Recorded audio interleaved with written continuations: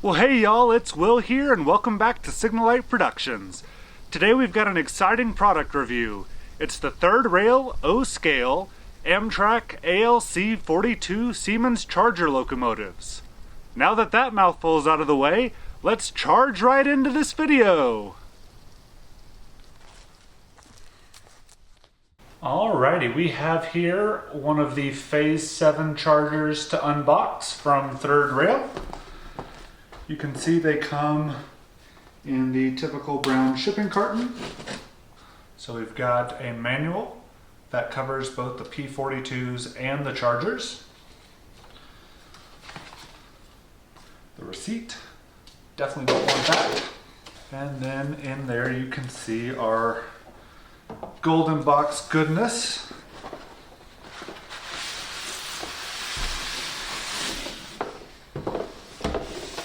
Okay, one step closer.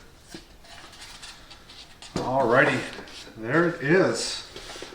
Phase 7, number 314. Let's see what it takes. Oh yeah. So the chargers come out of the box much more easily than the P42s. And we've got another signature for Sunset Models Third Rail Golden Gate Depot, being the little red ribbon wrapped around it.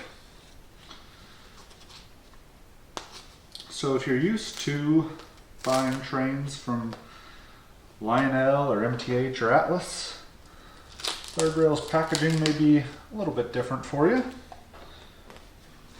but all of their models come wrapped and packaged very nicely. And these guys even have a little hat from the factory to protect all those rooftop details. Alrighty, and there it is. Absolutely beautiful. Amtrak red, white, and blue in the Phase 7 paint scheme, number 314. You can see I've got my Phase 6 Amtrak Christmas sweater on. This is the first time charger locomotives have been made in O-scale, so this is a really exciting product release. It's also by far the most modern thing Third Rail or Golden Gate Depot has ever made. Sunset Models Third Rail Golden Gate Depot has been really kind to us Amtrak modelers in recent years. We've gotten Viewliners, Superliners, Amfleets, now P42s and chargers, and they look great. Up until this point, the only chargers I had were the one on this ugly Amtrak sweater and this little foam plushie from the Amtrak store. So I think these are a big upgrade.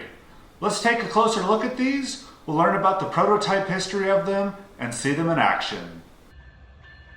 The Charger is a series of diesel locomotives built for passenger use in the US and Canada. The locomotives are manufactured in Sacramento, California by Siemens Mobility. The first units were produced in 2016, and 460 locomotives have been ordered to date, with production still ongoing. The Charger is offered as a highly customizable locomotive depending on customer preferences, so many variants have been made. The Charger is the first Tier 4 emissions-compliant passenger locomotive in the US, and this was achieved through the use of a Cummins QSK 95 prime mover and diesel exhaust fluid aftertreatment system. Amtrak has ordered 125 ALC 42s. This model designation stands for Amtrak Long Distance Charger with 4,200 horsepower. As of the filming of this video, they primarily use chargers on their East Coast trains, such as the Crescent and Silver Meteor, as well as the Empire Builder.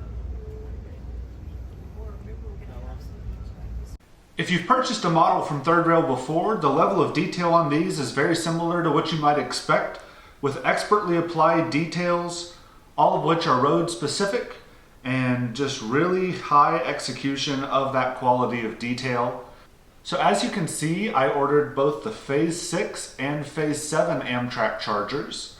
Amtrak has only 8 chargers in this Phase 6 scheme, and that was actually an interim scheme when the chargers entered production, they hadn't yet developed what they wanted to be their final scheme for them. So they ordered 8 locomotives painted like this, and then the rest of the fleet is painted like this, except for their 150th anniversary charger in that day 1 paint scheme. Overall, the details on these two models are the exact same. In the long run, like I said, Amtrak will have a lot more in this Phase 7 scheme, but I think they both look fantastic. That's why I ordered both. I've seen a number of these chargers on their delivery runs tacked onto the California Zephyr, headed from the Siemens factory in Sacramento to Amtrak's facilities on the East Coast for final acceptance and delivery. So I've seen, I believe, all of the Phase 6 chargers on the California Zephyr headed east for delivery, and then I've seen a couple of the Phase 7 chargers as well. So one thing you may have noticed is a little bit different about these two locomotives is the Phase 7 charger has this big 3-rail O-scale coupler on it, like we might expect on a 3-rail model, whereas the Phase 7 charger has a scale Katy coupler up front and a little different looking pilot. Now this does not come from the factory this way, but Third Rail does include a package in the box to convert either or both of the pilots on your models to a more detailed pilot with that scale coupler if you so choose, and this is a really nice touch. So I'll actually show you how to convert the pilots on these locomotives to that more detailed 2-rail pilot with that scale coupler. So straight out of the box, these charger locomotives absolutely look fantastic. Looking at the front of the locomotive, you can see we've got a nice pilot assembly up here with a very well done air hose. We've got the unique charger plow assembly right here, separately applied grab irons, movable coupler cut levers, like that. MU and 480 volt receptacles for the train. Then up here on this nose, which this one is specific to these ALC 42s. If you order the SC 44 variant, this will look different with that destination board. We've got on the ditch lights this nice simulated rubber gasketing going around them. The headlights are really cool. We'll take a closer look at those once the locomotive is powered up, because they actually simulate the LED headlights on the chargers. Well done separately applied windshield wipers right here. A detailed cab interior that we'll take a closer look at in a little bit. Separately applied number boards up here. We've got a mirror right here, which is not movable. Well done graphics over here showing the road number, the model designation. That Siemens builder's plate right here. Then we've got a very nicely detailed metal ladder right here leading up to the door of the locomotive. These handrails are separately applied. They do bow out a little bit from the model, but nothing too bad. Interestingly, the doors actually do open. Up top you can see the air conditioning unit for the cab, as well as the real chargers have a neat little escape hatch right here in case of a derailment or some other accident preventing the crew from using the actual doors to get out. Maybe the locomotive lands on its side in a bad derailment. There's an escape hatch right here the crew could use, and that's been modeled well also. And then you can see the graphics look great with this big Amtrak logo right here and those red and white stripes leading into the blue. On top of the locomotive, you can see behind the air conditioning unit, we've got a couple separately applied antennas. We've got a really nice horn up here. This is actually one of my favorite details on the model. It was definitely tooled specifically for these locomotives. It's an Amtrak K5LA with all the bells facing forward. And what really makes it neat is you've got these little simulated mesh cones on the front of each horn bell, which Amtrak puts on some of their horns to keep them from being fouled up by snow in the winter or dead birds, or I've even seen sagebrush kicked up there and tumbleweeds. So to keep the horns working well, Amtrak puts these mesh screens on the real ones, and Third Rail has captured that detail well right there. Right here and here, I believe those are PTC, positive train control antennas, are on the real locomotive. And then right here is the exhaust stack on the real thing which these models do come equipped with smoke units. And so if you wish to run the smoke unit, you can just pour some smoke fluid down that hole right there and your model will smoke. Moving a little bit farther back on the top of the model, you can see we've got very nicely done, separately applied see-through etched metal screens for the radiator section, including separate fan blade pieces down beneath that screen. We've got another antenna right here and two more separately applied vents on the back. One thing worthy of mention is, as far as I'm aware, these models only have two screens that are not separately applied, and those are both right here and here. I'm a little curious why they didn't put the separately applied ones on this option, but that being said, right here and throughout the rest of the model, all the screens are separately applied and look really good. These in particular, just especially on this Phase 7 model with the red right here, it kind of just dulls out the look, whereas on the Phase 6 model or potentially some of the other road names, it's less visible with that darker paint there. Looking at the back here, you can once again see those separately applied screens and antennas I was talking about earlier. We have a working backup light, illuminated marker lights, and tons of separately applied handrails and grab irons throughout the model. We've got another movable coupler cut lever. Nicely detailed steps with see-through drainage holes all across there. More MU receptacles and 480 volt train lines. This door back here does not open, but that's fine. We've got electronics right behind there anyway. But yeah, this is just super well done. Especially these grab irons here on the side. I think those look great. And just like the prototype, the sides of these locomotives really don't have too terribly much going on. You've got the windows up here for the cab, your sand fill hatch right here, and sand boxes down here, which we'll take a look at in a minute. And then besides your door, which we've already looked at, and this one vent right here, you've got tons of empty space. On the Phase 6 version, we've got the road number right here and the big Amtrak logo here. But then here's the star of the show right here, this engine room vent that is see-through both on the prototype and the model. And once again, we'll take a closer look at that and talk about it more in a minute, why it has become kind of a hot topic on these models. Right here is your fuel fill cap, and the signage for that is well done. One more vent right here and another here. And then tilting the model up just a little bit shows some of that great underbody detail that we have on this locomotive.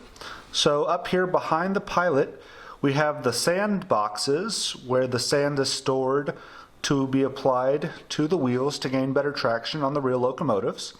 And there's separately applied sand lines right here that stop just short of the connection on the movable trucks, but that looks really good. The trucks are well detailed. They look very good.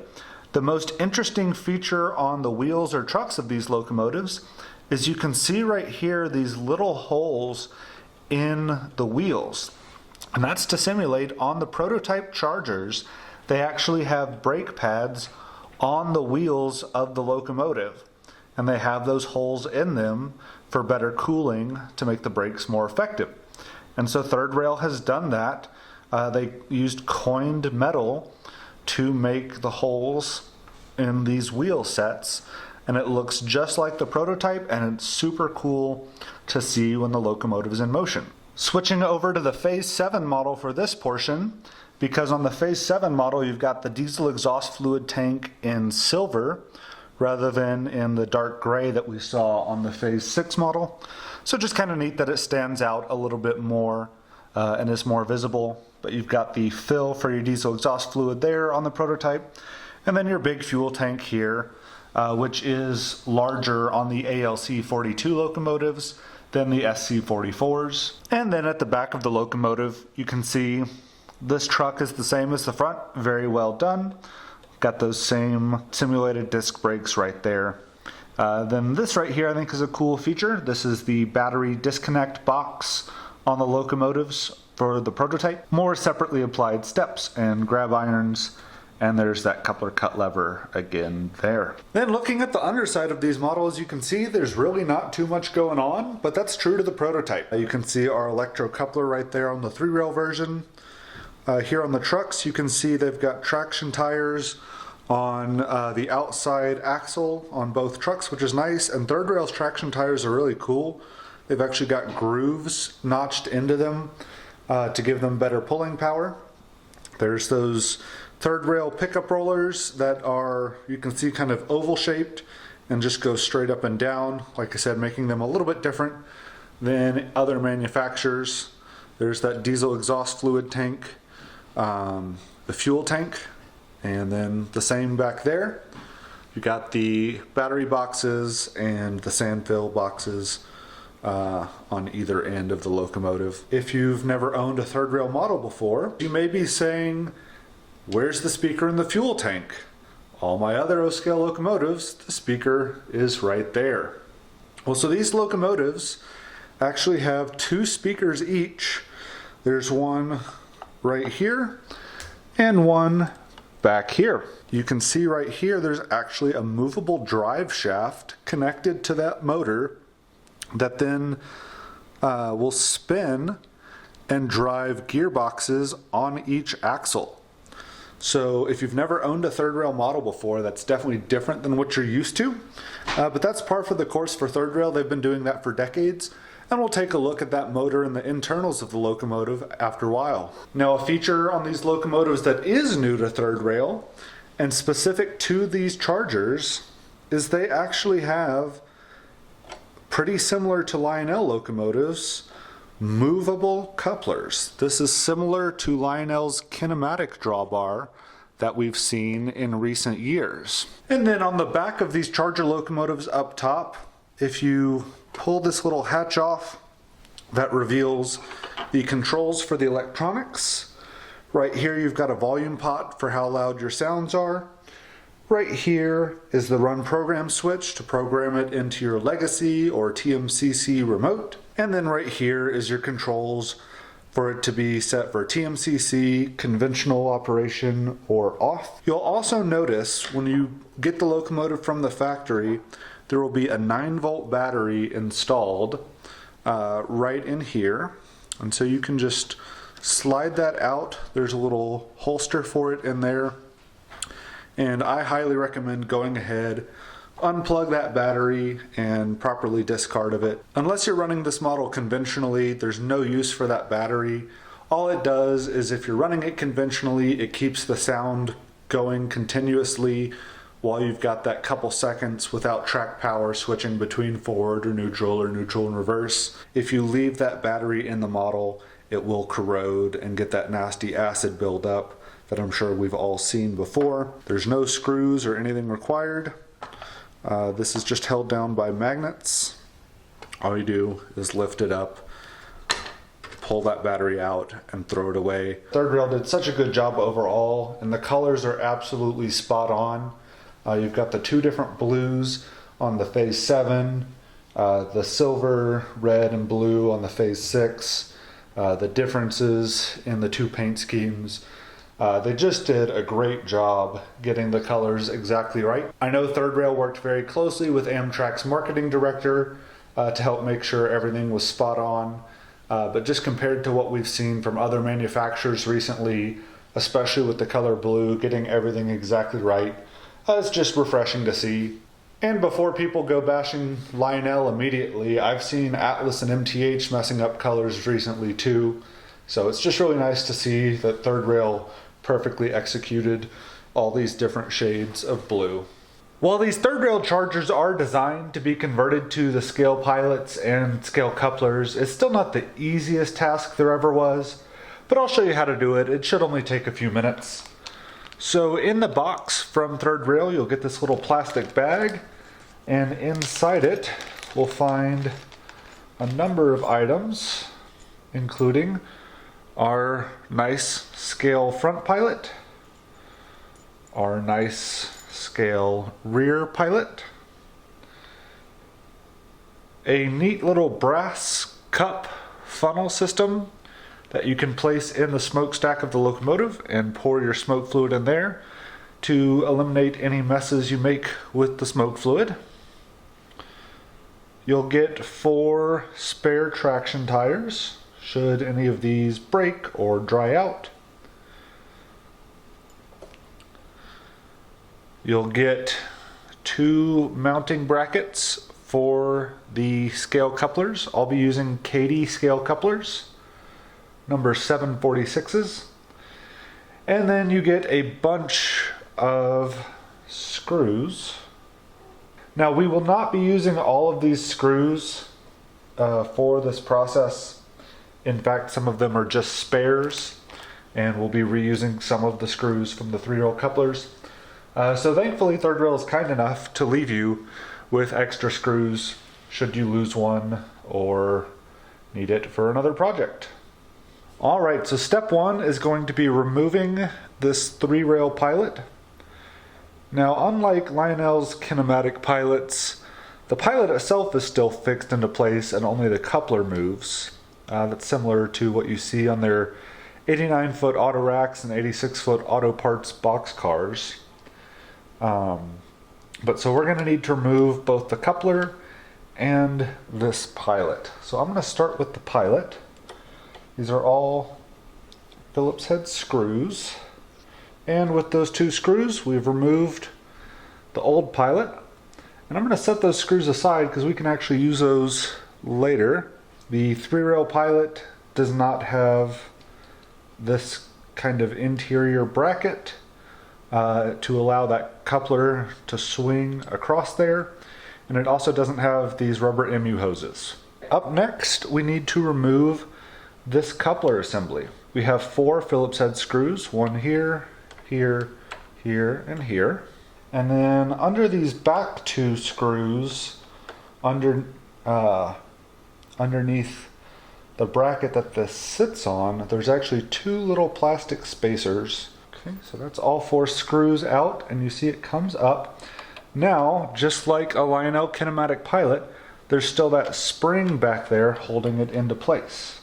And we're going to go ahead and use a pair of needle nose pliers to unplug the wiring for the electrocoupler. Thankfully, Third Rail was kind enough to install this plug onto the truck, so you don't have to worry about cutting any wires for that. So here, with the coupler removed, if I turn that upside down, you can see it functions exactly like a Lionel kinematic coupler. But so with that removed, so you can see we've removed the pilot and coupler, and so now we've just got the truck here and the frame of the locomotive. All right, our next step is going to be taking one of these Kadee coupler mounts. Like I said, I'll be using Kadee number 746s, and then we're going to take in our little pile of screws that Third Rail has given us. We're going to take 2 of these bigger ones. One thing that's nice is you'll see there are 2 sets of holes. There's 4 holes total on this bracket. So not only can you use a number of different styles of Kadee couplers, but you can also position it different ways depending on how much length you need out of that coupler. Alright, next I'm going to go ahead and remove these 2 screws. These will be used to actually hold our Kadee gearbox onto the locomotive. Up next, we're going to take our scale pilot and put it right here. And then we're going to take 2 of the medium-sized screws. So I've started those 2 screws in their holes down on the bottom, and now there's 2 holes up here that aren't big enough for the screw, but they are big enough for your screwdriver. So you can go through that and get a good angle on those while my cat plays with his ball. You having fun, Booger? Now that we have the pilot installed, we're in the home stretch. It's time to install our Kadee 746 long shank center set couplers. Like I said, there's 2 different mounting options on this this mounting pad, which is super nice that they do that. I'm going to use the front one, but yeah, so I'm going to take those 2 long screws that were included, and I'm going to slide that gearbox in on the front there. It's nice that you're going into this metal bracket, not plastic. And there you go. That's it. I know it may have looked a little slow or tedious on video, but that's just because I'm explaining everything. But yeah, so you can see a coupler sticks out a little bit. Like I said, a little more than the prototype, but I think if you used either a 745, that's the medium length shaft and not the 746 long shank, or if you use those rear mounting holes, it would look about as prototypical as you can get. Alrighty, so you can see I've got one of the Charger locomotives with the shell off here. This is super easy to do. There's just 8 screws on the underbody. Just pop those off and gently slide the shell up, and you can see they kindly give you enough wire to work with to set that shell to the side. So you've got the wiring right here going to the light boards for the ditch lights, marker lights, and headlight. And then right here is your detailed cab interior. So if you wanted to take that apart to maybe install more realistic crew figures or do some additional painting in there, you could do that. Right here we have the first of 2 speakers, the second of which is back here. So this model does have 2 speakers for really good sound volume. Right here is that 9-volt battery, which I recommend removing. And then right here is all the electronics for the locomotive. So your TMCC, your rail sounds light, and your cruise control board. And then right here is the heart of the locomotive. This is that single can motor. And so even though these models just have 1 motor rather than the 2 that you might be used to in a Lionel, MTH, or Atlas engine, you can see it is much bigger than those. So you do have a pretty similar amount of pulling power. And then right here, you can see that rubber band drive that goes from the motor to the drive shaft that connects to all 4 axles, giving you good traction. So you've heard me spend the last several minutes talking about how great these models are. And Third Rail really has done an excellent job on these Chargers. The detail, the paint job, all that is executed fantastically. However, there are a few issues, one of which I think is major, another is medium, and then there's some minor ones that tie into these. The most glaring issue on these Chargers, which in my opinion is pretty significant and a major blunder by Third Rail, is right here. On the real Siemens Charger, you have this metal screen right here, which you can see through to the engine compartment, and this screen allows fresh air to be brought into the locomotive to keep the prime mover and other internal equipment at a cool temperature. On the real Charger locomotives, there are some really neat lights in this engine compartment that you see from behind that metal screen, which look really cool, and they're turned on anytime the locomotive is in operation. And Third Rail did do a nice job simulating this screen. They actually took a unique approach. This is not etched brass. It's actually clear plastic with the blue simulated screening printed on it. The odd thing Third Rail did, and this was an intentional decision according to Scott Mann, was that those engine compartment lights are wired to only operate when the locomotive is in reverse. So if I switch this locomotive to reverse, you'll see those lights turn on. And now that they're on, you can see that it looks fantastic. They have that separate interior detail. That's actually brass pieces in there that they've folded together to look like a compartment. You can see that screen work is really well executed, including that unique way they did it, that this is actually clear plastic. It all looks great. It doesn't show up super great on camera, but like I said, that's a 3D box, that gray behind there. So it looks exactly like it should, but only when the locomotive is in reverse. The good news is Even though Third Rail did make this mistake, which like I said in my opinion is a really big deal, as this illuminated engine compartment is a hallmark feature of the Chargers, it's a super easy fix on these models, and so I'll show you how to do that now. All you have to do is remove those screws, pop the shell off like you see here, and then you're going to see this wiring harness coming down from behind the smoke unit. Oh yeah, and there's your smoke unit as well. So the wires come from the illuminated engine bay, they're tucked up behind that smoke unit, and then they come right here where they meet up with the wires from the cab illumination lights, and then they go to this plug right here. All you have to do is unplug the wires from the plug they're in, like that, and then there's an empty plug right next to it that you just have to plug into that. And that's it. That's literally the entire fix. This set of wires that had nothing plugged into it goes directly to track power. So anytime there's power to the rails, the lights for the engine room compartment and the cab lights will be turned on.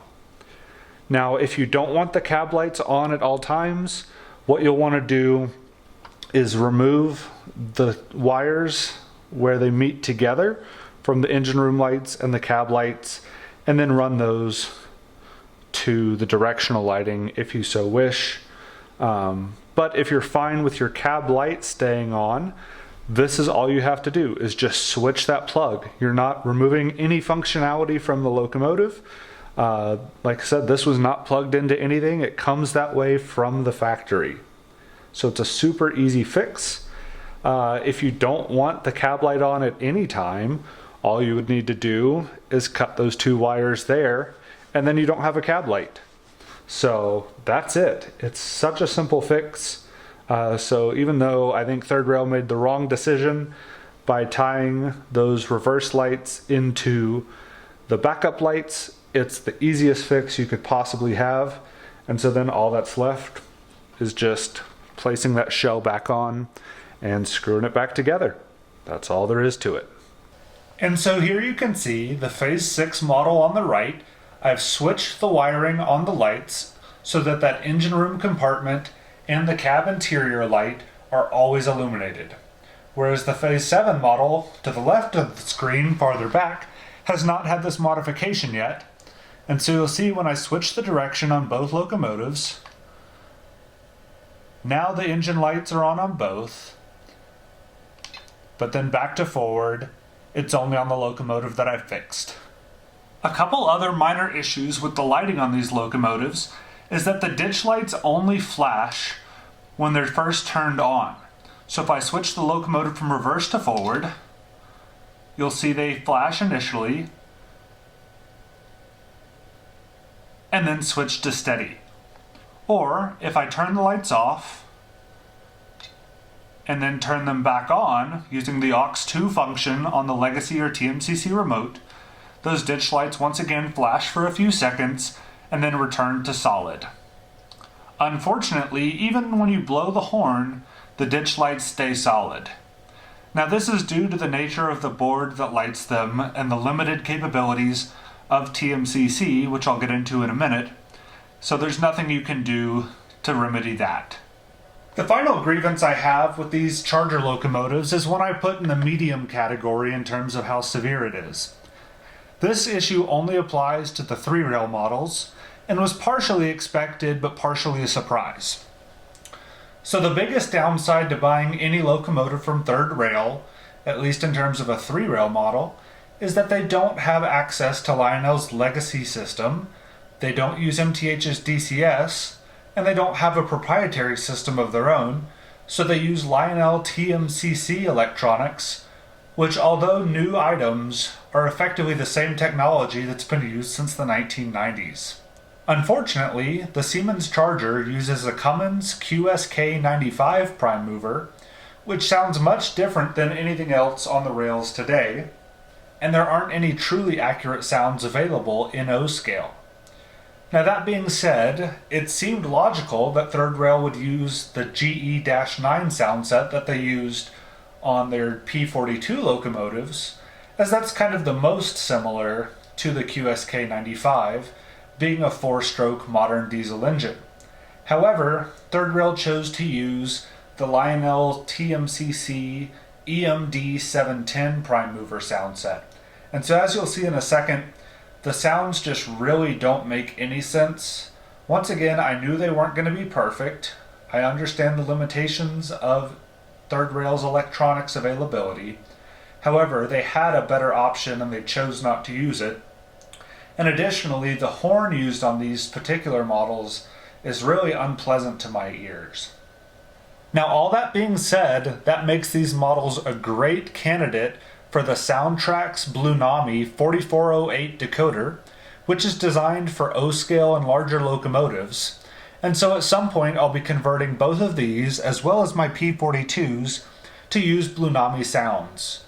Even though Bluenami doesn't have the QSK-95 yet, they still have some Cummins engines, and I can at least get the right horn and bell for these locomotives. And maybe at some point down the road they'll record the sounds from a QSK-95, and we can have a truly accurate charger. But for the meantime, this is a great option to upgrade these models, but I'll be doing that down the road. So in this video, you'll just hear them as they sound from the factory. Alrighty, we've got the Third Rail chargers on the track here on my temporary Carpet Central. For the record, hopefully within the next couple months, I'll begin building my permanent layout, so this won't be here too much longer. But anyway, let's take these babies for a spin, hear how they sound, see how they run, see how they look, pulling the Golden Gate Depot Viewliners and Amfleets.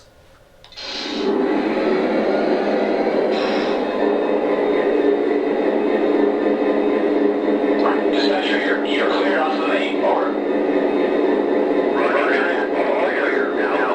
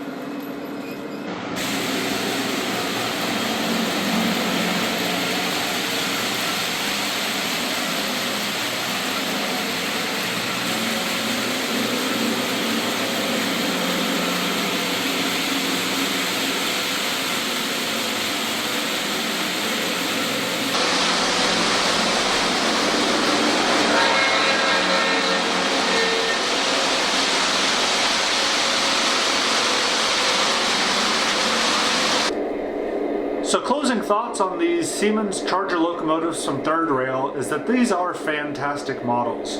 With some minor upgrades, especially to the lighting, and then also if you're able to, with the couplers and pilots, you can really make them truly outstanding and nearly perfect in terms of anything running on 3 rails. So this is a great way to model the future of Amtrak, especially if you get the Phase 7 paint scheme. So absolutely great work by Third Rail. Can't wait to see what's next. Thanks for watching.